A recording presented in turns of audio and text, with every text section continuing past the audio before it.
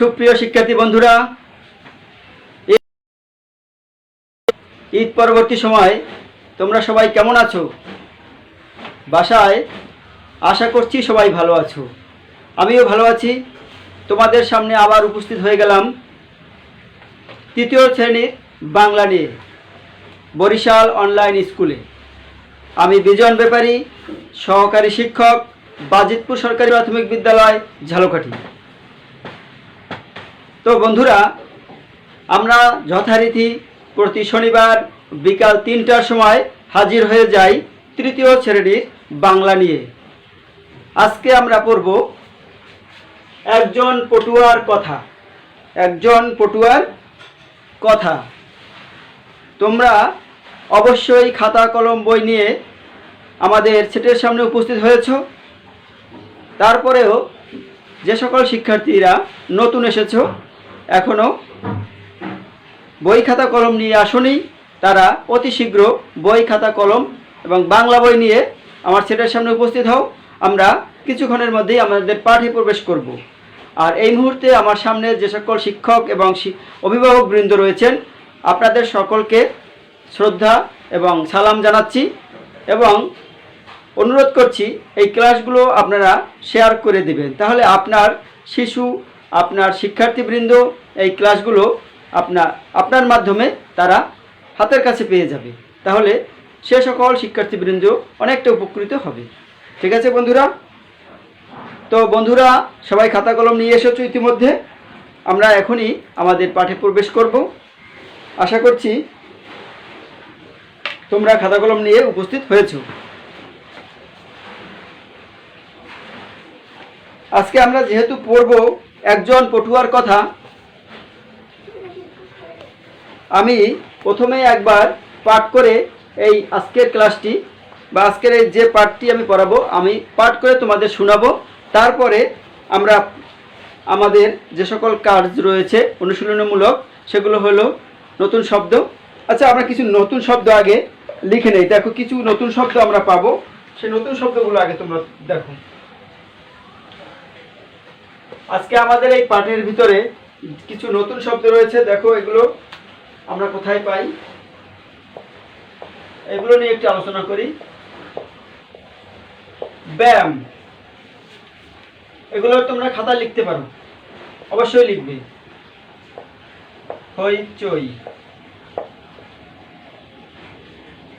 সেনা শাসক, সেনা,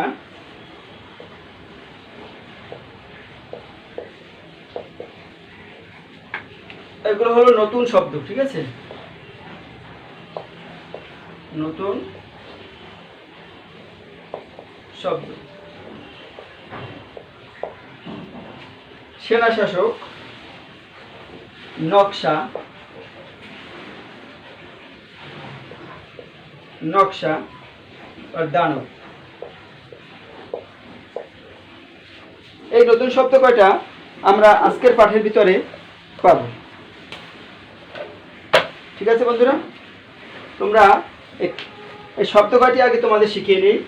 ব্যায়াম, হইচই, সেনা শাসক, নকশা এবং দানব। তাহলে প্রথম যে শব্দটি রয়েছে, আমরা এই শব্দটি অনেকবার শুনেছি, কিন্তু এর অর্থ হয়তো বুঝতে পারিনি। স্বাস্থ্য রক্ষার জন্য শারীরিক কসরত। এই ব্যায়াম শব্দটির অর্থ স্বাস্থ্য রক্ষার জন্য শারীরিক কসরত, মানে স্বাস্থ্য রক্ষার জন্য অনেকে যোগা ব্যায়াম করে, সে তাকেই বলা হয় ব্যায়াম। তাহলে স্বাস্থ্য রক্ষার জন্য আমরা এর অর্থগুলো লিখে নেই। এগুলো কিন্তু শব্দার্থ সব। ঠিক আছে, স্বাস্থ্য রক্ষার জন্য,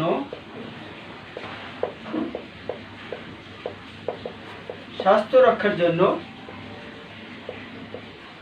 শারীরিক কসরত। ওকে, ব্যায়াম শব্দের তাহলে অর্থ কি হলো? স্বাস্থ্য রক্ষার জন্য কসরত। দেখা যাচ্ছে বন্ধুরা?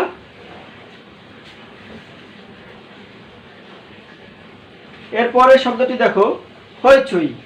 হইচই শব্দের অর্থ সারা বা গোলমাল। সারা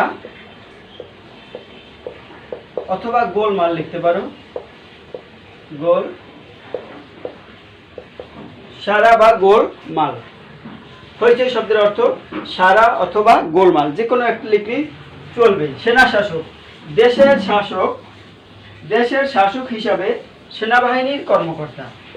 সেনা শাসক শব্দের অর্থ, অনেক সময় দেশের সেনা শাসন হয়, সেনা শাসন আবির্ভূত হয়। আমাদের দেশেও 2-3 বার সেনা শাসন ছিল, তাকে বলা হয় সেনা শাসন। বলতে কি বোঝায়?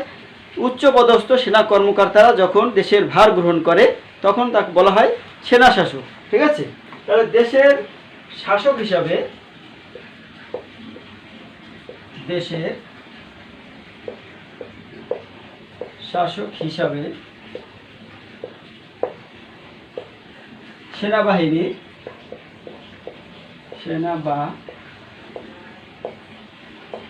সেনাবাহিনীর কর্মকর্তা।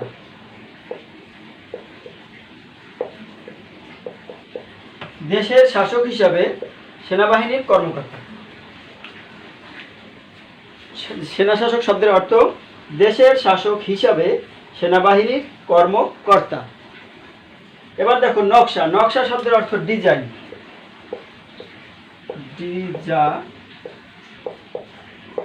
ডিজাইন করা বা নকশা করা বলে না, তাহলে নকশা শব্দের অর্থ ডিজাইন করা। দানব শব্দের অর্থ হলো অসুর অথবা দৈত্য। অসুর অথবা দৈত্য, এই শব্দ কটা তোমরা লিখে নাও।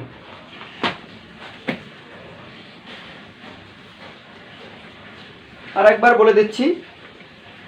ব্যায়াম শব্দের অর্থ স্বাস্থ্য রক্ষার জন্য শারীরিক কসরত।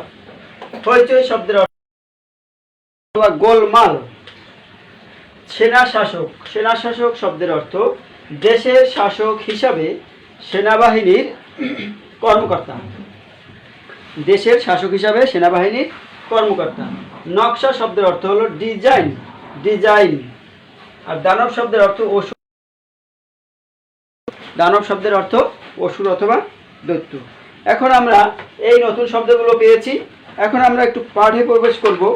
আজকের পাঠে যেটুকু রয়েছে সেটুকু তোমাদের একটু পড়ে শোনাবো এবং আলোচনা করব। ঠিক আছে? তোমাদের সাথে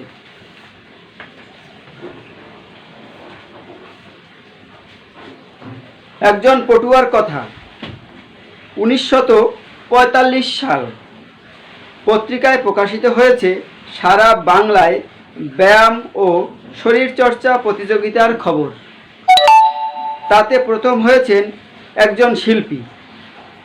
ছবি আঁকার স্কুলে পড়েন তিনি মিস্টার বেঙ্গল হয়েছেন। পত্রিকায় ছবি বের হলো, চারদিকে হইচই পড়ে গেল। ওই যে হইচই শব্দটা আপনি বলেন, মানে সারা বা গোলমাল হয়ে গেল, সারা পড়ে গেল। এভাবে যিনি সবাইকে তাক লাগিয়ে দিয়েছিলেন তিনি আর কেউ নন, তিনি শিল্পী কামরুল হাসান। এইটুকু আর একবার আমি তোমাদের পড়ে শোনাচ্ছি। 1945 সাল, তাহলে কত সাল? 1945, মানে ভারত ভাগ হওয়ারও আগে।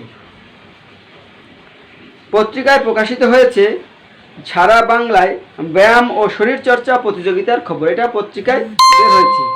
তাতে প্রথম হয়েছেন একজন শিল্পী।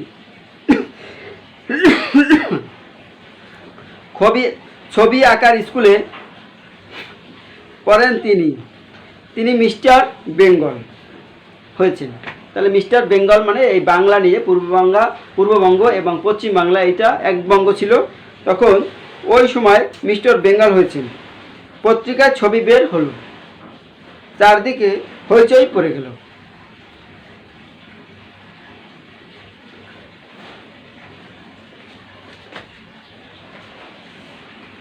এভাবে যিনি সবাইকে তাক লাগিয়ে দিয়েছিলেন তিনি আর কেউ নন, তিনি শিল্পী কামরুল হাসান।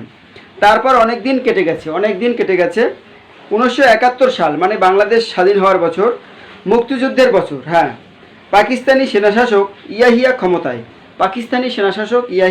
ক্ষমতায়। তার হুকুমেই বাংলাদেশে নির্মম গণহত্যা হয়। তাহলে কার হুকুমে বাংলাদেশে নির্মম গণহত্যা হয়? সেনাশাসক ইয়াহিয়া হুকুমেই। তার চেহারাকে দানবের মতো করে আঁকলেন তিনি। তাহলে ইয়াহিয়ার ছবিকে দানবের মতো করে এঁকেছেন কে? শিল্পী কামরুল হাসান।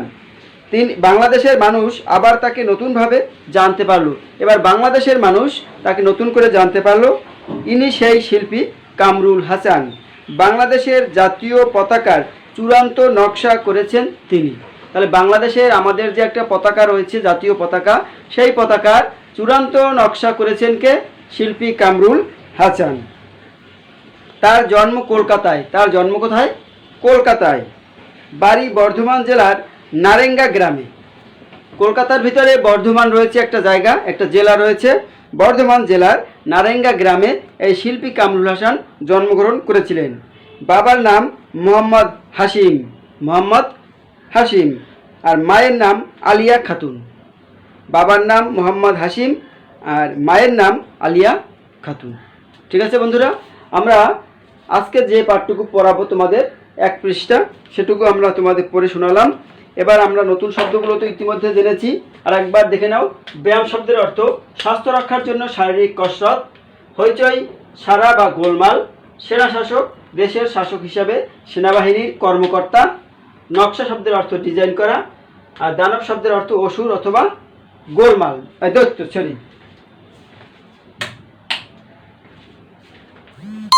ঠিক আছে বন্ধুরা, অসুর অথবা দৈত্য।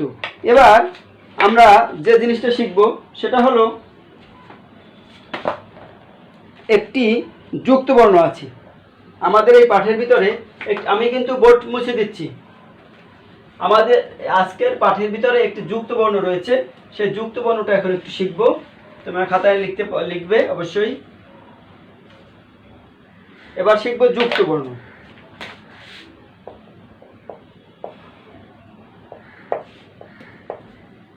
যুক্তবর্ণ চিনে নেই, যুক্তবর্ণ চিনে নেই। এখানে একটি বেঙ্গল শব্দ আছে। বেঙ্গল আছে না?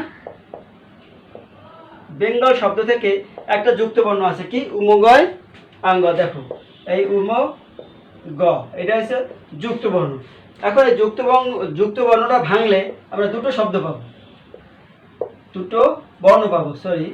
যুক্ত বর্ণটি ভাঙলে আমরা দুটি বর্ণ পাবো, একটি হলো উম ইয় আর একটি হলো গ।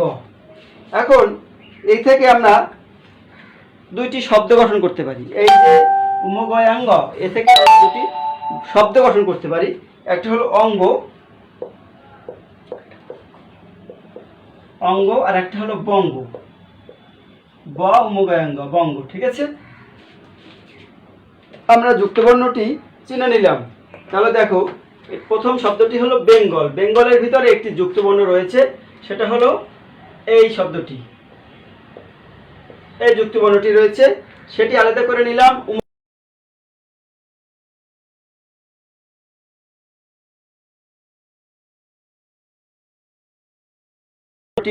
ব্যবহার করে আমরা একটি শব্দ পেয়েছি, সেটা হলো অঙ্গ আর হলো বঙ্গ। এবার আমাদের পরীক্ষায় বা তোমাদের 3য় শ্রেণীর পরীক্ষায় এরকম এই পর্যন্ত আসার পরে আরেকটি কাজ করতে বলে, সেটা হলো বাক্য রচনা করো। এই নতুন শব্দটি দিয়ে বাক্য রচনা করতে হবে। তখন তোমরা এই অঙ্গ দিয়ে অথবা বঙ্গ দিয়ে যে কোনো একটি বাক্য রচনা করবে। ঠিক আছে, আমরা বঙ্গ দিয়ে লিখতে পারি। কি? বঙ্গ দিয়ে একটা বাক্য রচনা করতে পারি বইয়ের সাথে মিলিয়ে, যে বঙ্গে কি আছিল না? বাংলায় মিস্টার বেঙ্গল, নাকি? বঙ্গ দিয়ে আমরা কি লিখতে পারি? আমরা পূর্ববঙ্গে ছিলাম, পূর্ববঙ্গে বাস করি। পূর্ববঙ্গে আমরা পূর্ববঙ্গে বাস করি। একটা নতুন একটা সব বাক্য রচনা করা যায়। এই বঙ্গ দিয়ে আমরা একটি বাক্য তৈরি করলাম, আমরা পূর্ববঙ্গে বাস করি।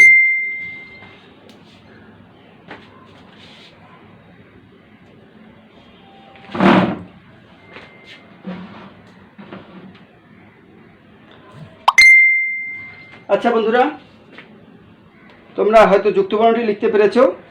আমরা এবার চলে যাব সংক্ষিপ্ত প্রশ্নে। কিছু সংক্ষিপ্ত প্রশ্ন বইয়ের ভিতরে রয়েছে। কামরুল হাসানের জন্মস্থান কোথায়? আমরা যুক্তবর্ণটি মুছে দিচ্ছি। আশা করছি তোমরা বুঝতে পেরেছ। উমগাঙ্গ উমগাঙ্গ, আর এখানে এই যে অঙ্গ বঙ্গ, বঙ্গ দিয়ে বাক্য গঠন করছি। আমরা পূর্ববঙ্গে বাস করি।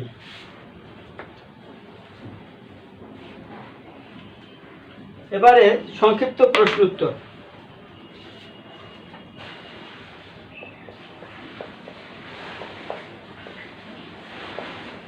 সংক্ষিপ্ত প্রশ্ন উত্তর।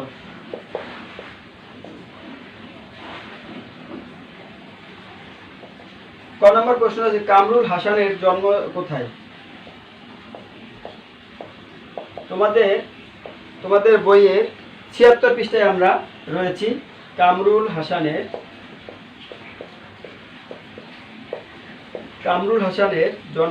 জন্ম কোথায়? জন্ম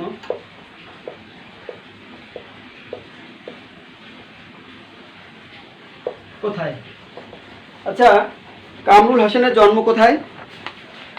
কামরুল হাসানের জন্ম কলকাতায়। কোথায়? জন্ম কলকাতায়। তার গ্রামের নাম কি? আরেকটি প্রশ্ন আলাদা, সেটা হবে না। তাহলে কামরুল হাসানের জন্ম কোথায় লিখবো আমরা? কামরুল হাসানের জন্ম কোথায় লিখবে? তাহলে উত্তরটি লিখবে কামরুল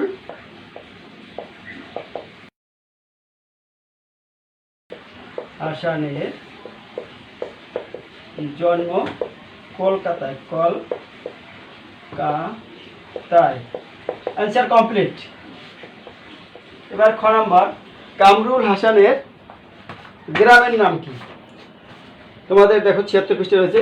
কামরুল হাসানের গ্রামের নাম কি? কামরুল হাসানের গ্রামের নাম কি? এই উত্তরটি লিখতে হবে আমাদের। কামরুল হাসানের গ্রামের নাম নারেঙ্গা। কোথায়? কামরুল হাসানের গ্রামের নাম কি? বর্ধমান জেলার নারেঙ্গা। তাহলে আমরা লিখবো, উত্তরে লিখবো কি? উত্তর, কামরুল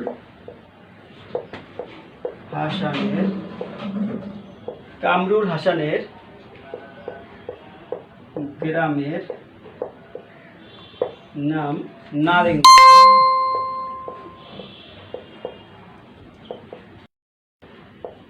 কামরুল হাসানের গ্রামের নাম নারেঙ্গা।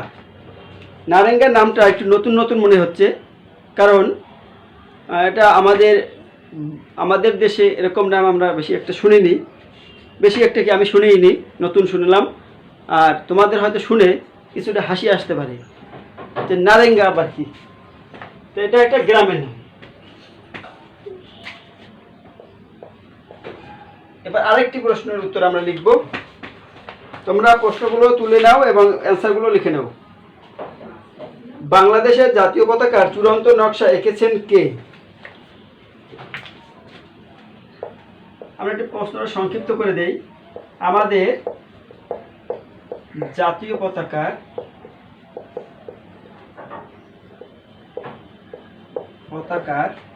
চূড়ান্ত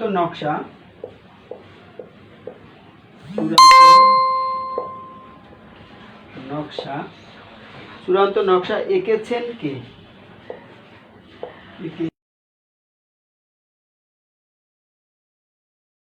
ওকে, প্রশ্নটি তুলে নাও। আমাদের জাতীয় পতাকার চূড়ান্ত নকশা এঁকেছেন কে? এই লাইনটিও কিন্তু আমাদের পড়ার ভিতরে আজকে ছিল। দেখো, এই ৭২ পৃষ্ঠায় রয়েছে যে আমাদের জাতীয় পতাকার চূড়ান্ত নকশা করেছেন তিনি। এই তিনিটা হলো শিল্পী কামরুল হাসান। আমাদের জাতীয় পতাকার চূড়ান্ত নকশা করেছেন তিনি। তিনি মানে শিল্পী কামরুল হাসান। তা আমরা উত্তরে লিখব, পুরোটা লিখতে হবে। আমাদের জাতীয় পতাকার চূড়ান্ত নকশা করেছেন বা এঁকেছেন আমাদের জাতীয় পতাকার আমাদের জাতীয় পতাকার চূড়ান্ত নকশা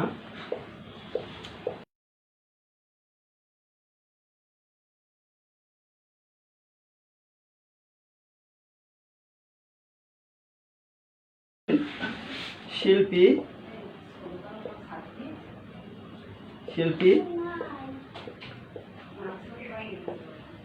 কামরুল হাসান। ওকে, আমাদের জাতীয় পতাকার চূড়ান্ত নকশা এঁকেছেন শিল্পী কামরুল হাসান।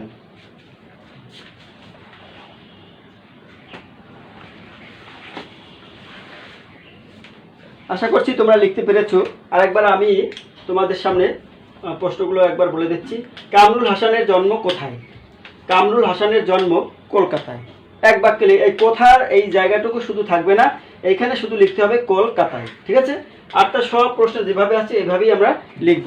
সুতরাং প্রশ্ন দেখে দেখে আমরা উত্তর লিখব। এবার দেখো, খ নম্বর রয়েছে কামরুল হাসানের গ্রামের নাম কি? এই প্রশ্ন দেখে দেখে এটার উত্তর লিখবো। আমরা লিখবো কামরুল হাসানের গ্রামের নাম নারেঙ্গা। ঠিক আছে? এই নারেঙ্গা শব্দটি মুখস্থ রাখতে হবে। নয়াকার রয়কার গয় আঙ্গায় আকার। গ নম্বর প্রশ্ন, আমাদের জাতীয় পতাকার চূড়ান্ত নকশা এঁকেছেন কে? এই প্রশ্ন দেখে আমরা অ্যান্সার করব। আমাদের জাতীয় পতাকার চূড়ান্ত নকশা এঁকেছেন শিল্পী কামরুল হাসান। শিল্পী কামরুল হাসান। আশা করছি তোমরা অনেকটা লিখতে পেরেছো, বুঝতে পেরেছো।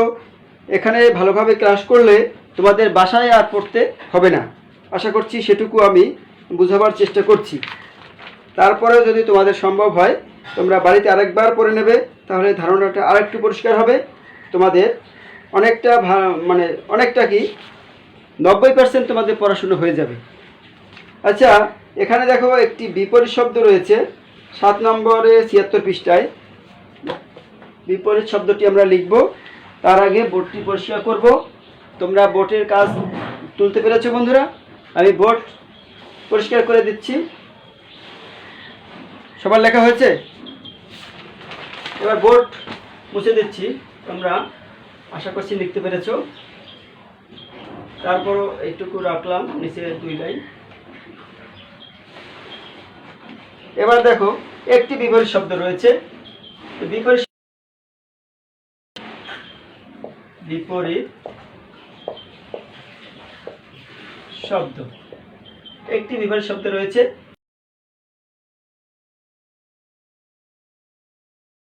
খাঁটি শব্দের বিপরীত শব্দ কি? খাঁটি শব্দটির বিপরীত শব্দ কি হতে পারে?